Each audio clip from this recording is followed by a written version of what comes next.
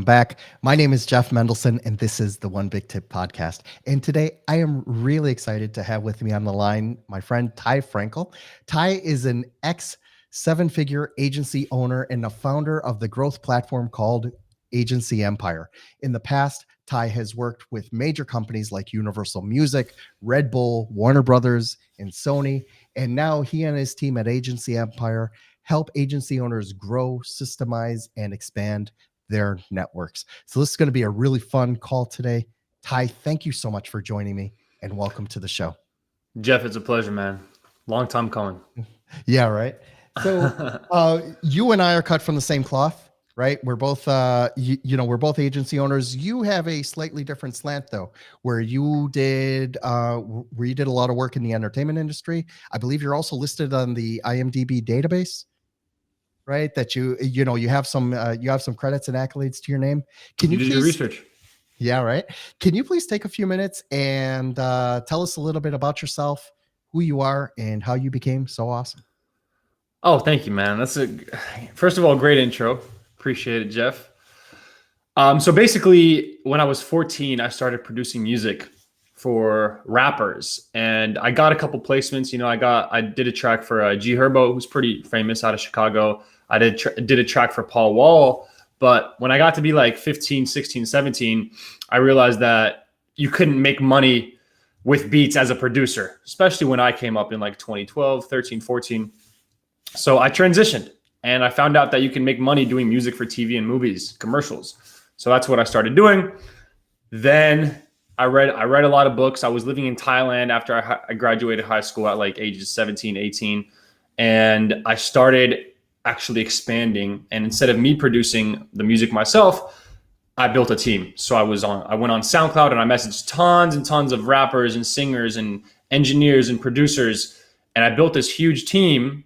Eventually I slapped a name on it, called it Shutdown Music, started hiring out employees. We eventually grew to 8 employees. We had like 60 artists from over like 20, 30 different countries. We signed 6-figure-a-year deals with Universal Music and Red Bull. Warner was one of our biggest clients. Sony. We did music for Fortnite. We did music for a Keanu Reeves movie. I think it's called Destination Wedding, if I'm not mistaken. Did that. And then in November of 2020, we were doing really well, but there was a cap. We weren't going to grow past probably $100,000 a month, right? So obviously my goals, not obviously, but my goals specifically are a lot more than that, in terms of monetarily and lifestyle wise. So I disbanded the agency and then I went hard. I started going hard on Twitter in November 2020 and teaching people how to grow their agencies. I grew from like 1,000 to 21,000 followers in like 7-8 months. And yeah, it's not where I'm at now. I put out courses, like 3-4 courses last year in 2021. They did really well. And now I opened up like 2.5 months ago. I don't know whenever you're listening to this, in October 2020, I launched Agency Empire. And that's like the only thing I'm working on. That's my baby. And basically our goal with that is to help, 3, 5, 10,000, really 10,000 agency owners grow past $100,000 a month in MRR.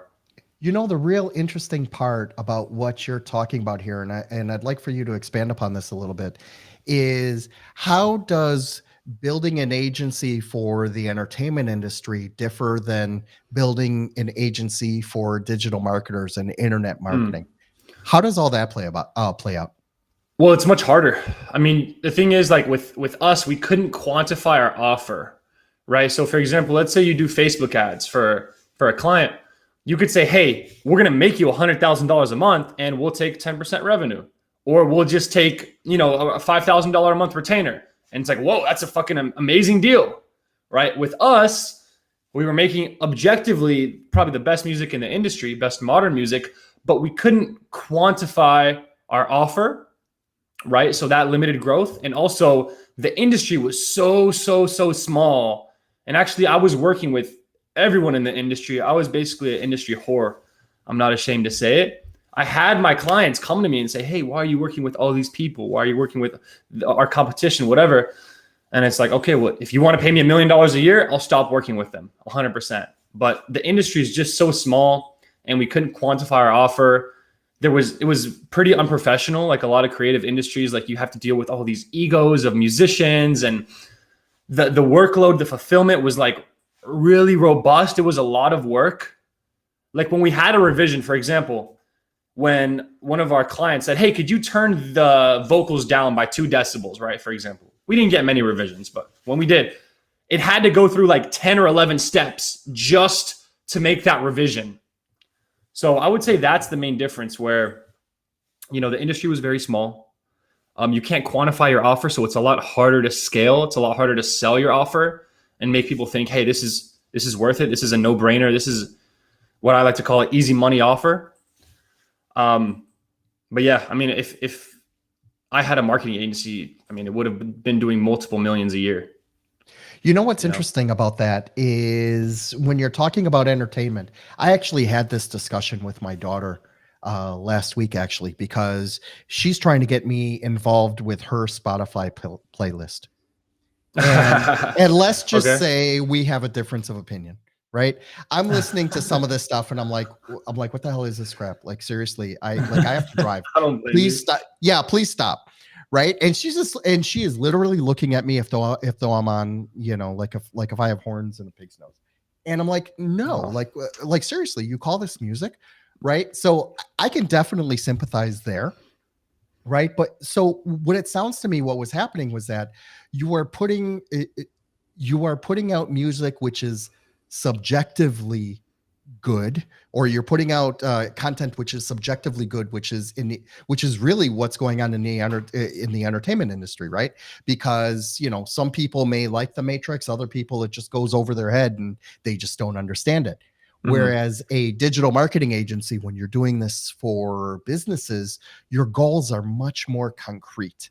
Your goals are much more like, if I'm going to manage a $10,000 a month Facebook ad campaign for you, those numbers are there. Like you can't hide them. Facebook tells you how many impressions, how many clicks, how many conversions. What did you do with those conversions? All of those numbers are much more objective, right? When you made that shift, was there some kind of like revelation where you were like, oh, wait a second, this is a hell of a lot easier. Like, why am I playing games with these big egoed producers? I should be talking with these big egoed, marketing departments. Yeah. How was that mindset different for you? So my history, right? I went right from the music agency to growing my brand on Twitter. So I had a marketing agency. It was called Shutdown Emails, playing off Shutdown Music. We had it for like 4 or 5 months. It was like January to May 2021. We had like 4 or 5 clients, but then I disbanded it and just like went all in on my personal brand and on Twitter.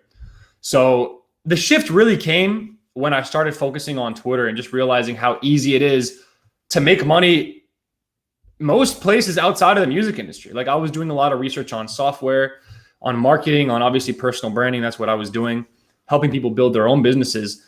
And the music industry, especially my industry, is like the music for TV and film industry specifically, is so fucking hard to make money in.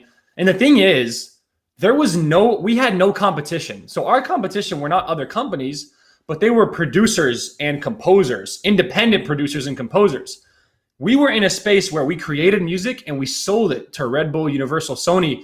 We were in a very small space. We didn't distribute our own music. We created it and we sold it to these companies. They distributed it. Their clients were these TV networks and TV production companies, movie networks, movie studios, video game companies, right? So we were in a very tight space. So that like our profit was like probably 15-20%. And there was a reason there were no other companies in our space, because the profit is so low and it's so hard to build a company in that space. And the upside is 100K a month max, and probably 25-30% profit margin. So in our industry, no matter how much I built and I got to the top of the industry by 22. We won like 3-4 awards. We had the best hip hop, best electronic and pop music in the whole industry. Speaking objectively. But we couldn't get past like 50-60K a month. So that's where I had to call it quits, I can definitely feel that, because, like once you hit that plateau, it's like, okay, great. Now what else is there? right? Yeah. Now, you know, how else am I going to make that happen? And I think it's really interesting that you were able to recognize that so early and be able to make that shift. First of all, it's very ballsy to, you know, to take something just like, you know, something, I'm out of here. Let someone It's else not as do it. ballsy as you think. Let me tell you that, Why is that? because I have I have royalty statements coming in 3 months, every 3 months, and those are going to be there for the next 5-10 years. And those are enough to live off of. Those are like probably 30K every 3 months. So it's like, all right, I have that. I don't have to work for that, right? For the next 5-10 years, they're going to be pretty consistent. Now I could take the time off and, you know, try this thing and try that thing You and have a kind of cushion. experiment. Exactly. So it wasn't as ballsy as you think. No, I love it, man. I love it. So at least, you know, it took a little bit of planning, but you know, if you had that, if you have that cushion to work with, then why not branch out? Why not move to a different city? Why not, you know, refresh your head, you know, and try to build something else? I still think it's a very ballsy move, because that whole mind shift of just really repositioning yourself. It's basically reinventing yourself, you know, like from the beginning, and being able to tell people like, okay, yeah, I stand for this now. And it's great that I have all this past life stuff coming in, you know, but you know, you've now created this new identity for yourself, and that takes time and effort as well. So Yeah, it definitely did. Thank you, man. I want to shift gears a little bit on the mechanics of how you built up your list, and how you are positioning Agency Empire in order to, you know, in order to really take off.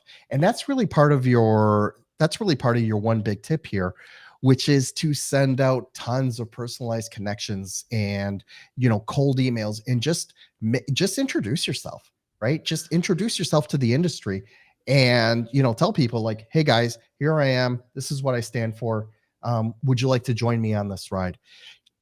Can you please talk a little bit uh, about how that's working for you, and as you're building the Agency Empire model, how has that helped you grow the number of members, you know, like in you know, in this new group, but also helped you, you know, build the agency up from, you know, from something that didn't exist until not too long ago?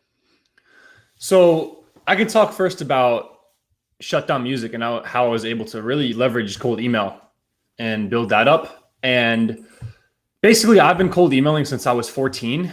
I had a hip hop blog called Dungeons of Rap, dungeonsofrap.com. It's obviously not on the net anymore. I had it for like maybe 3 to 6 months. And I went out and I interviewed these pretty famous underground rappers. You know, you could look them up, like Master Ace, who's like Eminem's idol. I interviewed Dice Raw from The Roots, pretty big band. They're on Jimmy Fallon.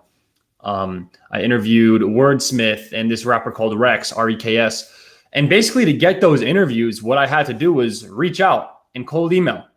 Okay, so I did that. And then I disbanded my blog, and then I started producing, and then I had to distribute my beats. So I sent beats out to rappers, and I was cold emailing people that way. I have screenshots of myself sending beats to Janae Aiko and Travis Scott like in 2012, 2013. And that's how I got these placements with Paul Wall and G Herbo and a couple other artists that you guys probably wouldn't know.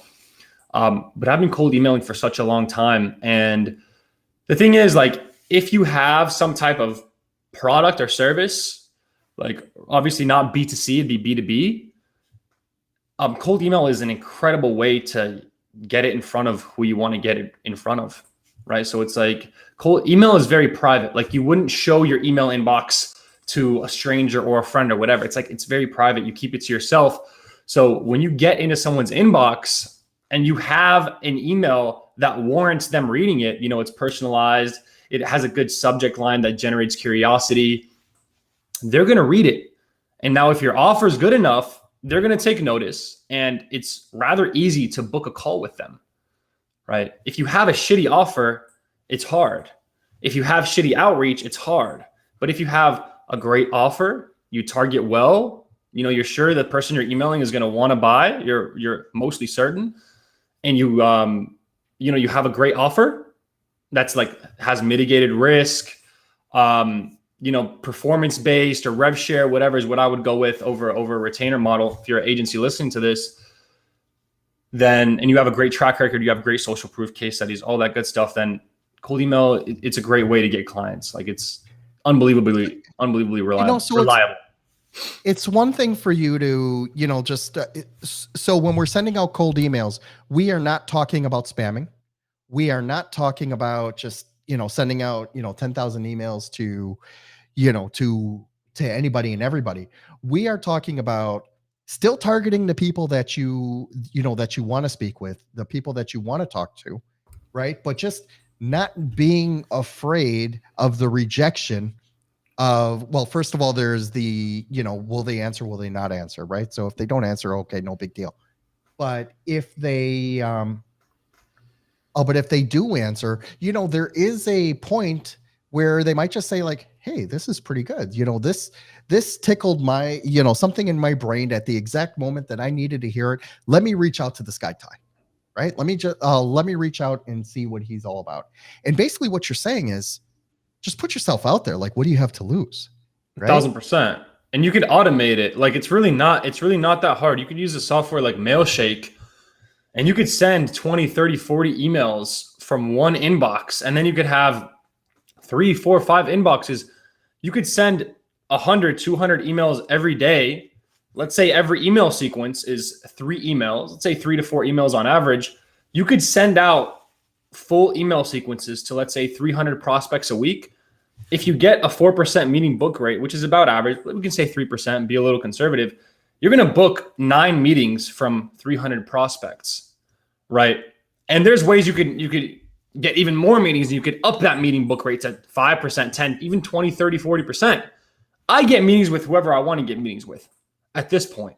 Like if there's a company out there that I want to reach out to, I'm going to end up talking to them more like 99% of the time, basically, because my offer is so good and because my outreach is so good. But also the thing that people don't really realize is that, okay, most people just send one email and they're done. That's my cold email. I'm done. That's it. It's over, right? If they respond, they respond. If they don't, they don't. What you really want to do, and if you're very confident in your offer, which you should be, if not, go and you need to readjust your offer and make it undeniably amazing. You can email a sequence of 3 to 4 cold emails, right? A LinkedIn connection request plus drip messages. You can call their phone and you could do that to 4 or 5 employees at a company, at a potential client. So think about like your meeting book rate compared to sending 1 email compared to sending 3 to 4 emails, a LinkedIn connection request plus a couple drip messages. You could automate both of those plus out like 2 or 3 outbound calls until they answer. Think about how much higher your meeting book rate is going to be. You could pretty much book a meeting with almost whoever you want to book a meeting with at that point. What's interesting about what you hit on is that, like I came up in this industry listening to a lot of podcasts and listening to a lot of gurus out there, and they're all telling you about the tactics. Like, yeah, you have to send out all these emails and this is how you set them up and all that. But you talked about something, that was already the next step, which is the offer, right? Because you can send out the emails themselves, but who cares if the offer's crap, right? They're not going to work. Exactly. So let's talk for a minute about what in your mind constitutes a great offer or an eye-catching offer that will get them to either pick up the phone or click that Calendly link. How does that look in your world? So I like to call it an easy money offer. And basically what it is, it's an offer that mitigates risk for your potential clients. So for example, let's say you charge $5,000 a month and you have no track record, no social proof, no testimonials. You barely even have a website. Do you think people are going to buy that offer? Probably not most of the time. So you could take all these different steps to mitigate the risk, up your perceived trust. Right. So you could, for example, you have testimonials, you have case studies that you wrote about other companies in that specific niche, right? You mitigate the risk, meaning you can mitigate risk in a multitude of ways. You can lower the contract term, right? So let's say instead of a 12-month term where you're locked in, they're going to have to pay you month over month for 12 months. It's just monthly and it automatically renews. So whenever they want to leave, they're out. Whenever you want to leave, you can leave. Right? You could do things like that. You could do things like instead of having a retainer, You could make it performance based, meaning that you don't make money unless you make your client money. No, they're going to pay you nothing if you don't make them money, right? So that by nature lowers the risk. You could do all these different things. You could, let's say you charge a setup fee, $2,000 setup fee. You could remove the setup fee. You could lower the setup fee. You could charge it once, half a setup fee up front, half when you guys are done onboarding, right? You have another thing is like also having a money back guarantee. You could have a money back guarantee. You could have tight qualification. What does that mean? That means when you're on discovery calls, you really want to understand the prospect's business and know in full confidence that your service will be able to help them. If not, you don't bring them on. If you are able to help them, you're fully confident, you bring them on. So you're going to ask a lot of questions and really deep dive into their business. And what that does, that subconsciously mitigates risk in a prospect's mind, because there are lots of agencies out there that'll just take any business on and they don't give a shit. And the thing is, their business is built on client acquisition, where they bring on clients for 2-3 months. They make, $5,000-$10,000 and they don't get results and the client leaves. You want your business to be on not acquisition, but what's the word I'm looking for? Well, you want it to be continuous. You want it to be recurring. Yes. You don't Exactly. you don't want people to be leaving all the time. I mean, what good is that? I mean, at the very minimum, you want these businesses to stick around for years, not months. And I tell people, If you're not a scammer. right? I mean, I would be doing you a disservice sometimes if I was to take your money. When I talk with businesses that I know are too early for me, or I know don't have a great offer, or really are just like, oh, I just want to be in the rank number 1 on SEO or whatever. Like, listen, there are lots of people that will take your money. Please don't give it to them, but also don't give it to me either, right? Because that's not the right way to go. And usually what I try to do is to educate them and just tell them, look, just take a breather here. This is what I think you need to focus on first. Please get all that in order. And if it means that you come back to me a year, 2 years, 5 years later, and remember me as the guy that steered you right, then, I will have won a customer for life. Exactly. Not just for 2-3 months. Because who wants that hit and run anyways? I mean, yes, you can pay the bills. It's not sustainable. And it just doesn't work. It just doesn't work. And the best agencies really, okay, if you get a prospect on the phone, you want to make money somehow. So what I would recommend is having a group of partners, what I like to call a referral alliance, right? Let's say a company, okay, they come to you for SEO, but it turns out they really need a new website. It turns out they really need Facebook ads. You have those web developers and Facebook ads partners who are going to fucking deliver for them, that you could refer them out to, and you're going to make a 10, 15, 20% commission off that, right? So you have that referral alliance in place, and then you have, okay, let's say, they come to you for SEO, but they're not even close to even needing SEO. You have some sort of downsell, right? Maybe a done with you instead of a done for you, some sort of SaaS product or something like that, where, okay, they'll subscribe. You're going to earn $30, $40 a month, better than nothing. You don't want to leave a meeting with a prospect empty-handed, if at all possible. All these things, building a referral alliance and having a couple downsell options, are very low friction. It's very easy to build a referral alliance. Like, hey, can I give you clients for free? Give me 10, 15% cut. Who's going to say no to that?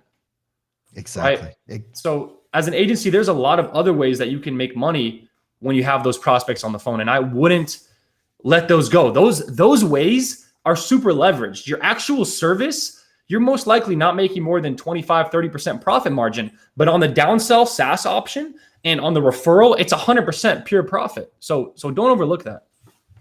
What's interesting about that model is that you don't really need to think about the, like the customer service or the account management aspects of it when you have someone else working on the, on the website creation, for example. That's, let them take care of it. And if all you're doing is just taking care of, your core offer, and you're passing off the rest of the stuff so that it does get done, that it's needed, but it's just not your core offering. It just makes it a win-win for everybody. Exactly. And then at some point, like I say niche down and offer one service to one niche. But at some point, let's say you're at, 6 figures a month, even 50K a month, you could grow, I think it's called horizontally, over, I think, horizontal growth where, you don't, approach a new market with your existing service, but you offer another service to your existing clients. Like let's say you do SEO.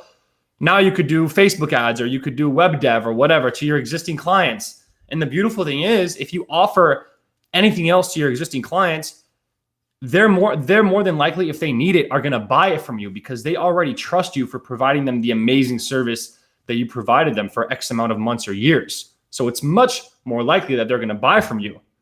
Like for example, we did music for Warner Brothers. The head of production there, Pat Weaver, she's amazing. I think she's still there. She was there when I was there. And she's like the head boss there. We were working directly with her, doing a lot of music. And she's like, Ty, do you know any graphic designers? Like I need to do I have lots of album covers I need to be done. Do you know any graphic designers? And I'm like, yeah, I know 10, 15 awesome graphic designers. I didn't know any graphic designers. I just told her that, right? And then what I did, I went home and I built up a subdivision of my company called Shutdown Art.